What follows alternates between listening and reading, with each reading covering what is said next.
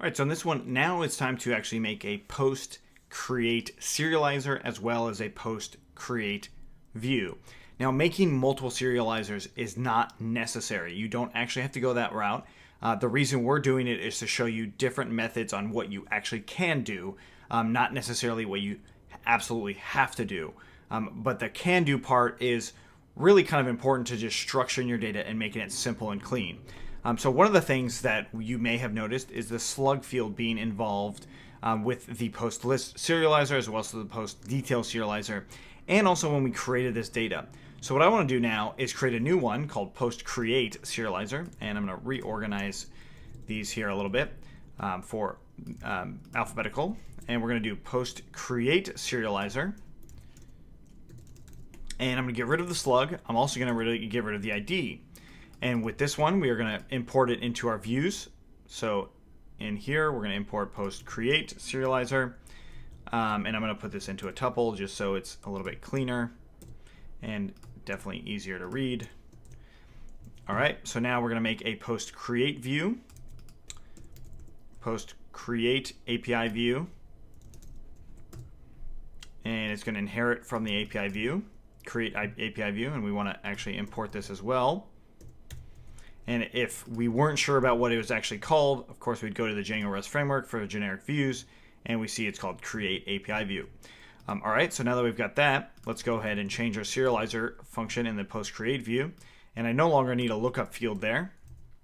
Now let's get this post create, and we're going to go into URLs, import the post create view, and finally put it into this URL of create, and .as view name equals to create.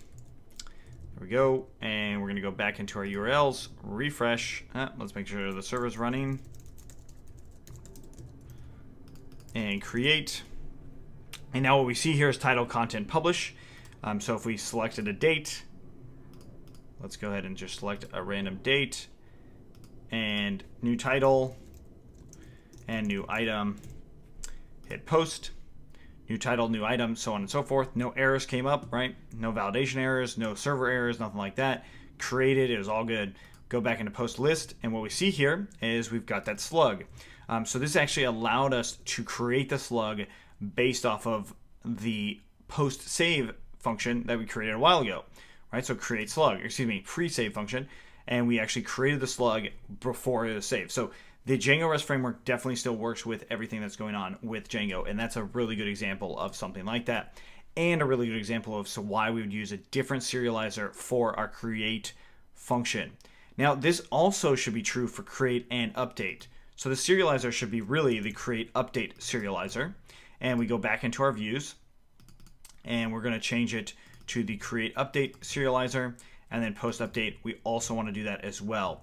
So when we go to actually update a serializer, it's not letting us import it. Let's make sure everything's saved. When we actually go to update something, so let's go into new title and go to edit, we are no longer able to change the slug field. So I'll say hi there, new content, and then of course the publish stuff, hit put, and it will change that last one. So hi there, new content. We go back to list API, hi there, new content, right? So it's still updating, but it's not allowing us to change the slug, which I think is rather important for when we're working with create or update. In this case, in some cases, you might want to have the ability to change the slug, but for us, we don't want that ability for so many reasons that we talked about definitely when we were creating the blog itself. But each blog for slugs, we want them to be unique, and we want them to be based off of the title. So even if it's the original title and you change the title or whatever, the slug is not going to change, which I think is really important. Okay, so that is it for the create and update view. Notice the create view was very, very simple. It didn't do everything that we would need it to do, right? So we've seen this in our view on update. It said we have a permission thing here, right? So that's a permission that we definitely still need to do.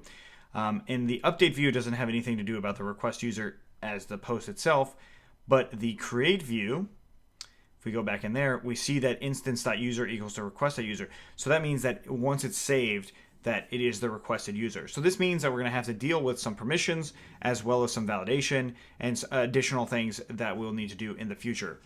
So it's just something to think about when we're transitioning from our regular view into our actual API view.